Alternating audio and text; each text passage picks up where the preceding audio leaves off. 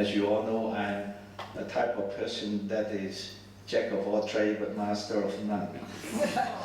I don't have the brain and diligence to become a specialist, but I think I have the common sense and the lateral thinking, the organizing ability and caring attitude that may qualify me as a family doctor.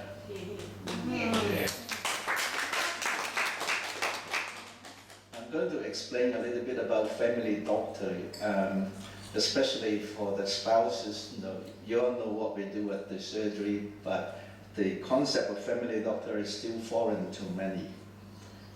All family doctors are GPs, but not all GPs are family doctors. The public tends to think of GPs as doctors who deal with coughs and cold, patch up wounds, write certificates and referrals. Yes, GPs do all that, but family doctors do more.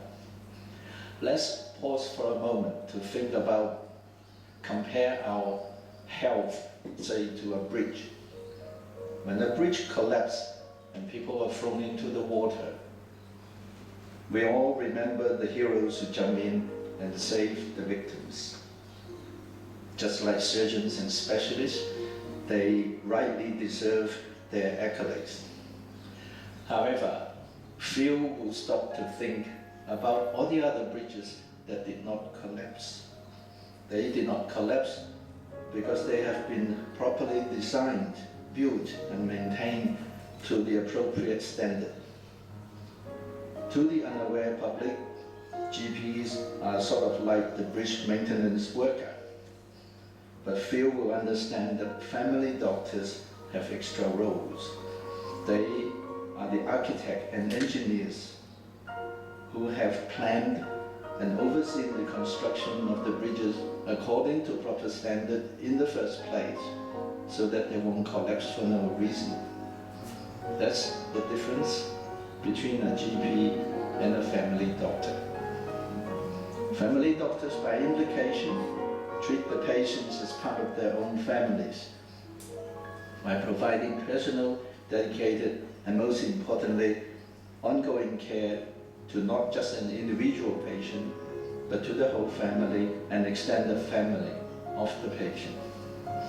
He or she tries to keep his or her patient healthy by practicing preventive health care, proactively taking steps to ensure that the patient enjoys good health.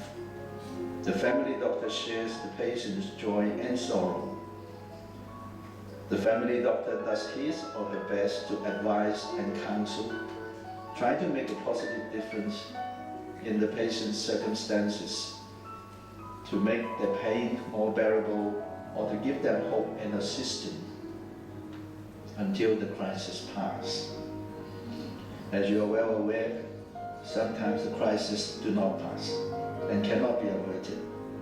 In this case, the family doctor tries to share and ease the pain. There is a saying that describes the mission of a caring doctor: to cure, rarely; to heal, sometimes; to comfort, always.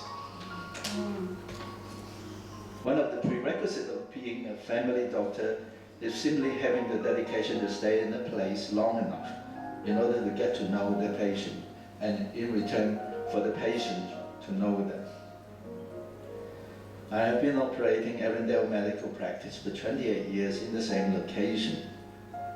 I aspire to be a family doctor, and I have thoroughly enjoyed this role. When I first finished high school, I failed to get into medicine. I studied architecture for a year before realizing that as much as I like planning and designs and drawing, I actually more like dealing with people on a personal level. After agonizing for a year, I gave up university and returned to high school to sit the HSC again, finally gaining entry to medicine.